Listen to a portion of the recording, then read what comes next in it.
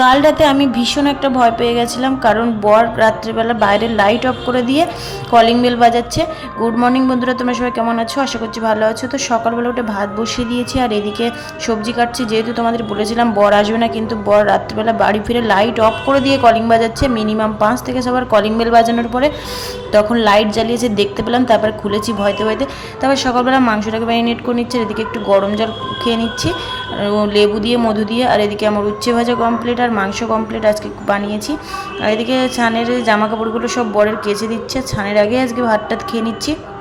আর রুটিটা বেলছিলাম, ওটা হচ্ছে রাতে বরকে বানিয়ে দিয়েছিলাম, সেটাই দেখাচ্ছিলাম। আর এদিকে বাসনপত্র ধুয়ে নিয়ে চান টান করে নিয়ে বিকেলবেলা ঘুম থেকে উঠে একটু জল খেয়ে নিচ্ছি। আর ঘুম থেকে উঠলেই মুড অফ হয়ে যায়।